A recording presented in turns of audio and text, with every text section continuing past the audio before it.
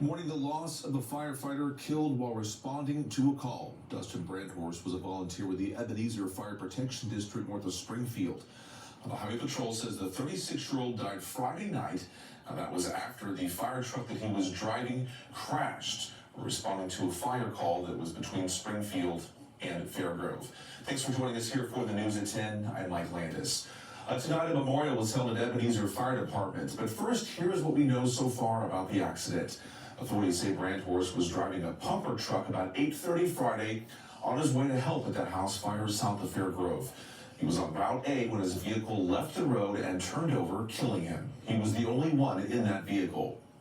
Investigators are telling us the house that crews were responding to ended up being vacant, and those flames were extinguished.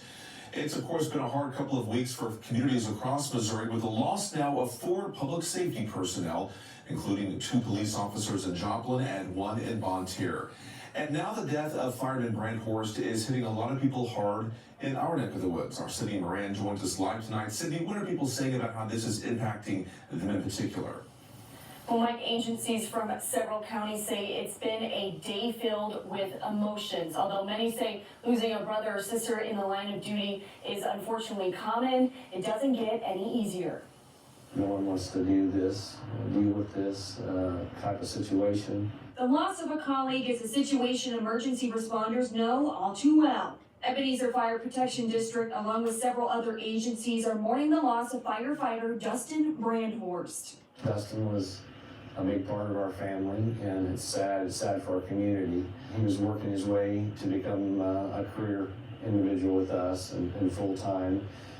He was, at this point a volunteer, been here several years. This is where he pulled his truck in behind me and jumped in the tinder to take off to a burning house, and sadly didn't make it there.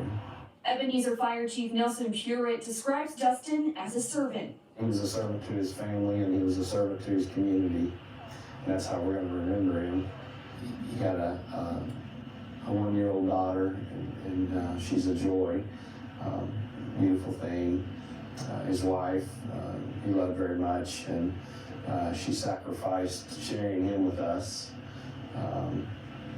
And we're appreciative for her and the family that gave their sacrifice to allow him to do this. Other departments like Brookline Fire Protection District also recognized his desire to help. I've worked with the gentleman on some fires. Chief James Kilburn remembers Dustin as selfless. For instance, this last summer, we had a local officer's house, a Springfield officer's home that had caught fire, and it was a very, very hot and humid day. Everybody was tuckered, and he was there with a tanker, and he was trying to just keep water going on the house. Brookline is one of 6 agencies that responded to Ebenezer's call Friday night.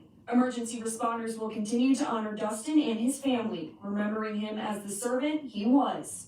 We will survive, and we'll learn from this. We'll teach from this.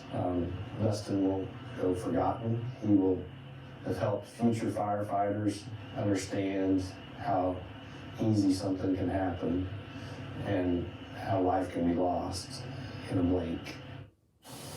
Ebenezer Fire Protection District participated in the procession for fallen officer Jake Reed yesterday down in Joplin. They were only back for a few hours before getting the call about that fire. Ebenezer Fire says arrangements and official fundraisers for Brandhorst are now pending. Reporting in Springfield, Sydney Moran, Ozarks First. Thank you, Sydney. And we can also tell you Governor Mike Parson is offering his thoughts and condolences following the death of this firefighter.